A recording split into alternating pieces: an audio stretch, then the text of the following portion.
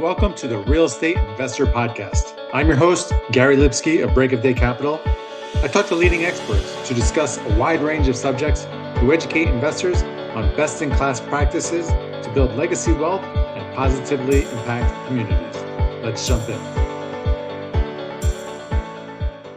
Hey everyone, welcome to another episode of the Real Estate Investor Podcast. Today on the podcast, we have Joseph Fang, who is the Director of Investor Relations at Break of Day Capital. Welcome, Joe. Thanks, Gary. Happy to be here again. Yeah. How are you doing today? Absolutely. Today, I want to talk about something different. Optimum health for maximum returns, which is one of the things that we talk about all the time when we're not talking about real estate. You know, health plays such a big role in our productivity, making good decisions, basically being your best. And so I wanted to dig in with you. You know, what got you into your health kick?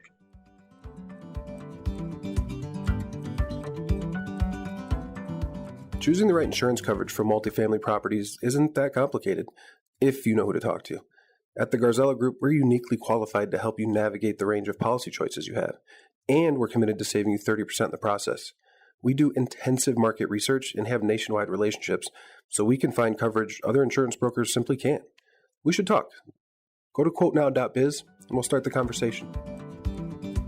No, that's a good question. And so, that to your point, that's actually one of the things that we really connect on.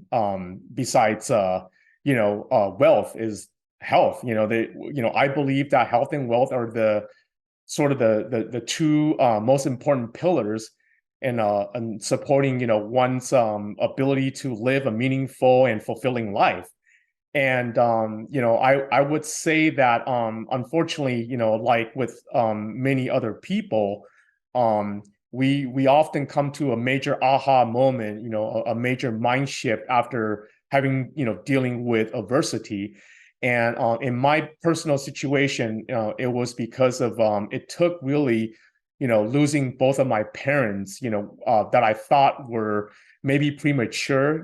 Both my parents passed away in their early 70s, and I just know them to be people who are extremely hardworking, and they never took a day off in their life, and basically did not take good care of their health. And just remembering and feeling that pain and suffering of losing them, losing your loved one. I'm sure many people have experienced that.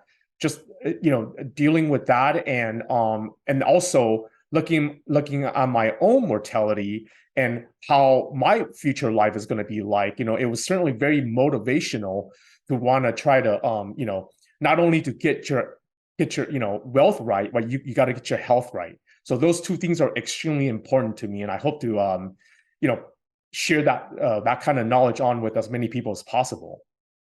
Yeah, I could see. I mean, that's a huge wake up call, and absolutely, if you don't have your health, the wealth doesn't matter. And it starts at it's if you haven't done it, yesterday, a year, 2 years, it's just like real estate. The best time to invest yourself then is today, right now, and creating good habits, and that will pay huge dividends, just like passive income for you down the road.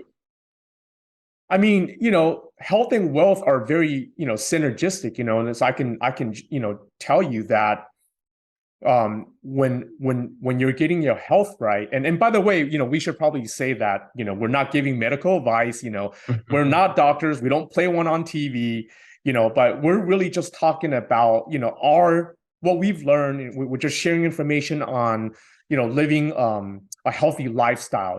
This is not medical advice in any means, but I would just say that when you get your health right, everything works better too. So it actually affects your ability to do things. I can certainly share with you that going on this. I mentioned in the past that because I was able to live off the passive investment cash flow, or I should say cash flow from the passive investments and syndications, I was able to explore this alternative world of healthy living, and I got to meet lots of doctors and health practitioners, many of them, have met, and some of them are actually our investors, and so just living that lifestyle, getting your mind and body right, you're sharper, you have more physical endurance, you have more energy, you sleep better at night, and then your body heals better, because that's when you sleep is when your body heals, and you just have this overall feeling of wellness, and you wake up fresh and you're ready to go, you're ready to rock, and that will also have an impact on how well you do your business. You're going to do better underwriting.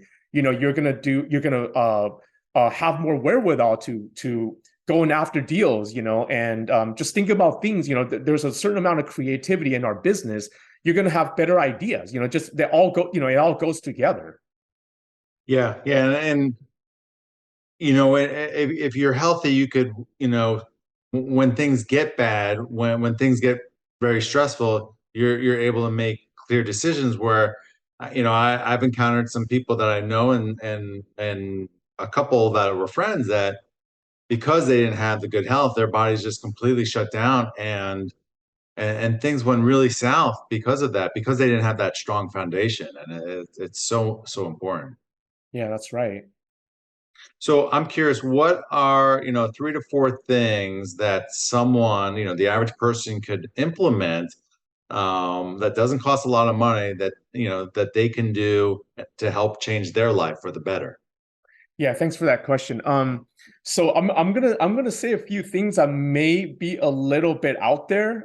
Maybe this is something, it's definitely not conventional, and it's not gonna, it's kind of like, think of it like this, like most people that are very passive and don't really go out of the way to learn about investments, they're perfectly happy with it, just having their 401k and like stocks and bonds. But if you really want to have optimal returns or optimal health, you have to kind of get out of conventional thinking, right? Just like people who are more savvy, who are more sophisticated, they're looking at alternative investments, they're looking at syndications, for example. So what we're talking about here is, you know how do you conduct healthy living, right? And many of us just kind of live day to day, kind of taking our health for granted, and we wait until we have an issue. Sometimes we wait for, we wait until something becomes a big issue before we go see the doctor, and then they have to do all kinds of crazy stuff on you, right? But what you can do, to maintain a healthy lifestyle, which has, I've been practicing this for many years. I know they work, and I've certainly had the results, and then the biomarkers to show it. The lab work looks great. But I would say the 3 most important things supporting a healthy lifestyle would be: one, being mindful of your circadian rhythm. Okay, we'll get into that in a little bit. And then also, I do something called time restricted eating, and sometimes it's referred to as intermittent fasting. So we'll get into that a little bit as well. And then finally, you want to have, you want to pay attention to what you put in your mouth, and you want to be physically active. There's an old saying, use it or lose it, right? The body's very efficient. If you don't use it, it's going to you're gonna lose function. So those are kind of like the 3 most basic things that I live by. And so just to get into the circadian rhythm stuff a little bit, so think of it like this. There's a kind of a day night cycle, or like a light darkness cycle, right? I mean, just before the advent of electricity and then having artificial lights, right? Human beings live around daylight, right? So it wouldn't actually be weird to think about how our biology, our cellular function, is actually tied to our environmental lighting. So if you think about it, if you look at how natural daylight changes throughout the day, right? If you look at the sun, it's like has this warm, or I should say, this kind of orange reddish glow at sunrise, and as you get later in the day, it gets brighter. There's more blue in it, and then actually later on, there's UV light, which the human eyes can't see, but I heard that insects can see UV light. That's kind of cool. And then then it goes back the other way. In the afternoon, we start to get the color temperature starts to get warmer again. And then at nighttime, we have complete darkness, right? And just think about, 10,000 years ago when we were cave people, like, the cave, in the Paleolithic era, cave people didn't really have, LED recessed lighting in their caves. They have fire at best. So it's this little warm glow. And so this idea that your body, your cellular function actually pays attention to your lighting environment. It pays attention to this light and darkness. And what that does is it actually, the color temperature, the spectrum change actually tells the body what time it is. And then the implication there is that it turns on and it turns off certain metabolic functions. Like, for example, almost everybody knows that the UVB spectrum takes sulfated cholesterol in your skin or in your blood vessels, and it turns it into vitamin D, right? Which is like this pro hormone that is implicated in all kinds of, or the lack of it is implemented in all kinds of diseases. And then UVA, is instrumental in causing the release of nitric oxide in your blood vessels. It makes your blood vessels open up, reduces blood pressure, and it encourages blood flow, right? Which is great for delivering nutrients and then getting rid of waste, right? Good circulation is having good circulation is a great thing. And then UVA is also instrumental in activating your insulin so that you're more insulin sensitive. It's important in the production of serotonin, which has an impact on your mood. And then also it's instrumental in making melatonin, which is, everybody knows that's the sleep hormone, right? So making proper melatonin helps you sleep well at night, right? So all of these things, like, they do different things to your cellular function. It has tremendous impact on your mood, on your energy state, on your ability to sleep even, and so when you're minding your circadian rhythm, everything works in a proper fashion. And then on the other side of that, at nighttime, we're meant to be in the darkness, right? But today in the modern world, we can extend the day cycle by using artificial lights at night. And think about it this way: when we're supposed to go into nighttime, the lights, the color temperature gets warmer, and then it blacks out. And then, it basically, that signal tells our body, hey, start winding everything down, prepare the body for sleep. And then, having proper sleep is important to go into that healing process. Our body heals when we're sleeping. And so if we're not sleeping well, we're not healing well. So can you imagine if you're having trouble sleeping and you get on your iPad and it's 11 p.m. at night, and you're blasting your eyes with this bright blue light, or you're sitting under the fluorescent or bright LED, it's basically telling your body it's daytime. And then so now your body's trying to compensate and trying to turn on the machinery, and it's at the wrong time. And if enough of this goes on, eventually you will succumb to various diseases. Okay, so that's this is why, like, this is very central to the way I live. And then along with circadian rhythm, there's this idea that when you eat and when you stop eating, especially in tune with your circadian rhythm, also has an impact on your metabolic health. And then the guys that are at the forefront of this research is this team out of the Salk Institute. I'm sorry, doctors Sachin Panda. He discovered that when you eat, also there's also a timing cycle. So like when you eat at the right time of the day, you're in a more metabolically sensitive state. Your insulin works better, your gastric juices flow better.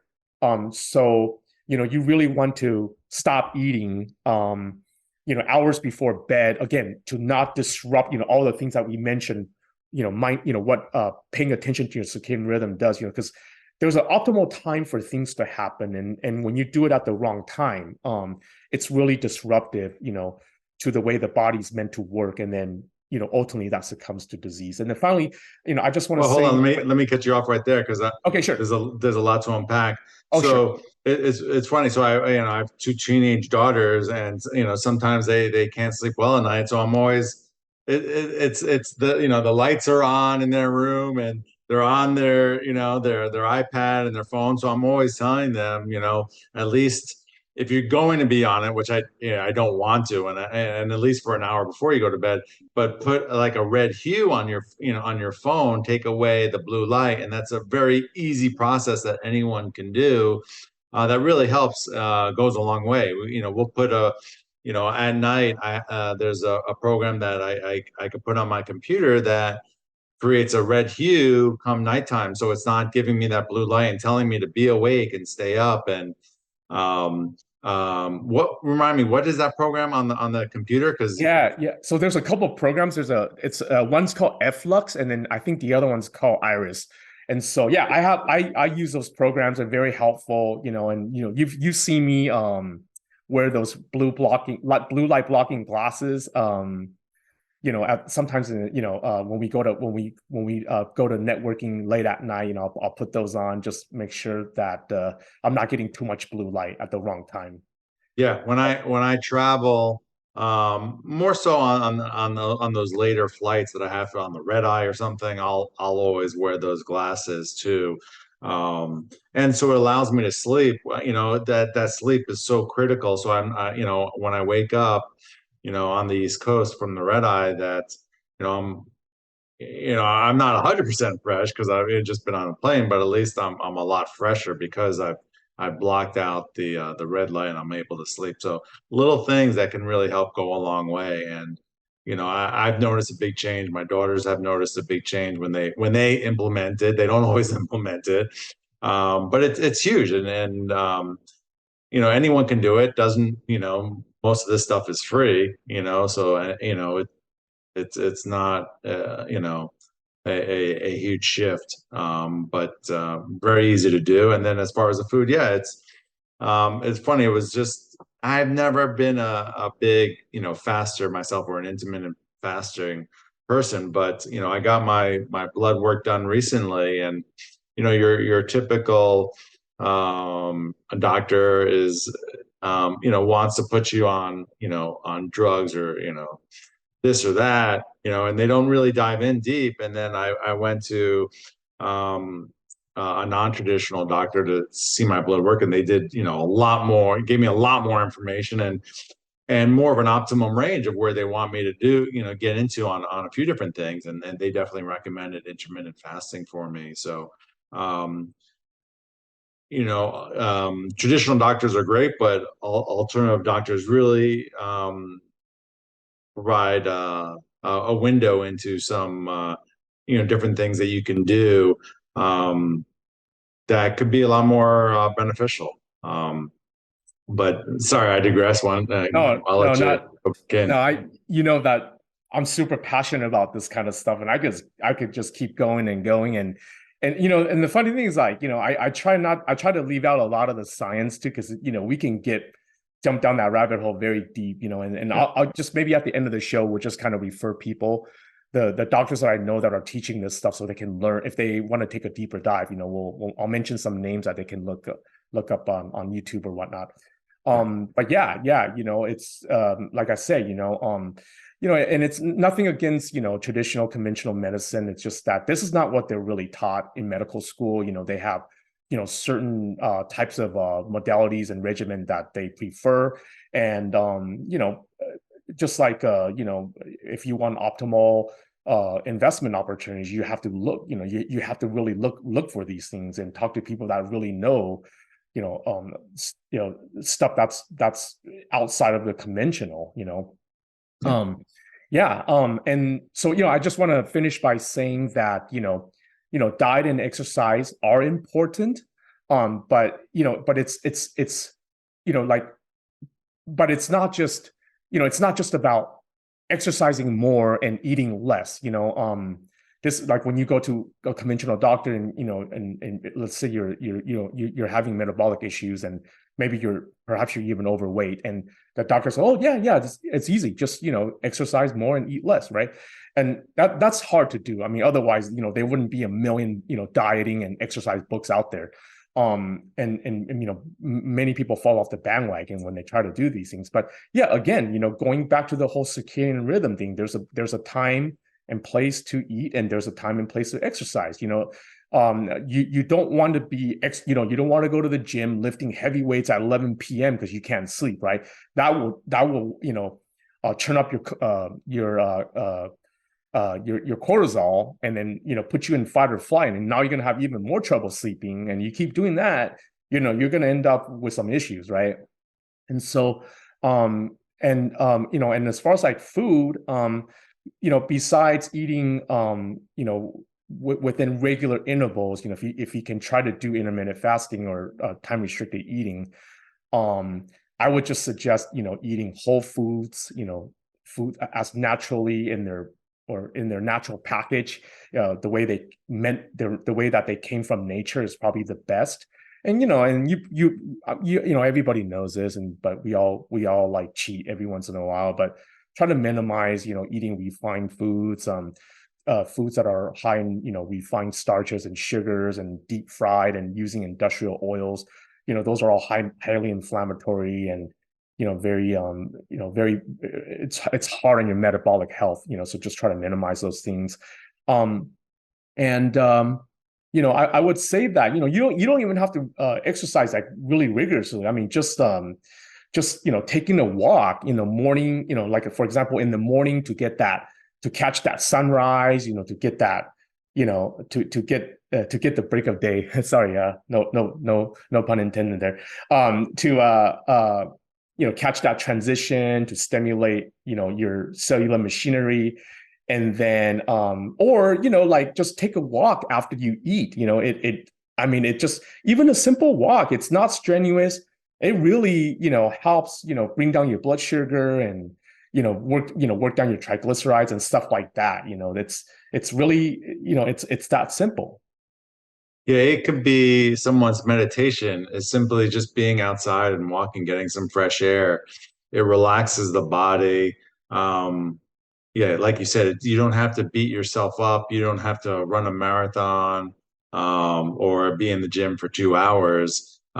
Consistent movement, it goes a long way. And so one of the things that I've been doing since my iPhone was tracking it, and I've been paying attention really like the last 7 years, I've averaged, at least 2 miles a day. Now I don't necessarily do 2 miles every single day, but over the course of the week, over the course of the year, that's what I've been averaging. Besides some of the other activities that I do, like basketball and beach volleyball. But I love just getting outside for me, and walking is just is relaxing. It keeps my body fresh, because sitting at the desk, is just not what we're meant to do. And for me, I find it, really hard on my body. So I like having that movement. Yeah, absolutely. Yeah, so I'm really glad that we could talk about other topics besides just syndications and asset management and investing, because they all work together. When you get things right, you just keep stacking these wins, and ultimately it's about living the best life that you can, right? And so these things all work hand in hand. So hey, before we jump off, let me just throw some names out there, so like our audience doesn't think we're making any of this stuff up. This is actually real science behind it. But when it comes to circadian rhythm stuff, about light, some of the best people to pay attention to out there are doctors Jack Kruse, Leland Stillman, Jay Montgomery, and Courtney Hunt. She's actually in Scottsdale. So these people know a lot about quantum biology, chronobiology, biophysics. That's kind of generally referred the science of studying this is kind of what that's referred to. And then when it comes to the intermittent fasting, the time restricted eating, I mentioned his name already, Dr. Sachin Panda. And then another guy that's pretty well known is this nephrologist by the name of Dr. Jason Fang. So he actually teaches a lot about fasting and even doing extended fasting to help with the people that have more trouble with metabolic health. And then, as far as like diet, the Weston A. Price Foundation is probably a good place to go. They, or the guys, or Mark Sisson at Primal Kitchen, like they really are, paying attention, like what, the nutritious kind of foods that you want to consume. Awesome. Also, any other blogs or podcasts or books that you would recommend, one or two, or? Wow. I mean, there's so many good ones, I think, if you're more of a generalist, I would say like Luke Story's lifestyle podcast is pretty good because he interviews a whole range of practitioners and different supplement makers, and they even get into like energy healing, so it gets pretty woo-woo really quick.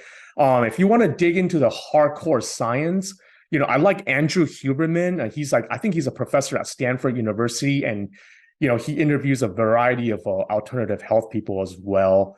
So those would be kind of like on two opposite ends of the spectrum. Yeah, I think so. Andrew, his information is very digestible. Sure. Where Luke is very long-winded, I think, and definitely goes, like you said, a little woo-woo. So if you just want to start really easy, I would recommend Huberman. Yeah. I like Dr. Joseph Mercola. He provides a lot of good information that's a little bit, he's not afraid to speak his mind. So, obviously take everybody's opinion with a grain of salt, right? Yeah, but I think that's another good one.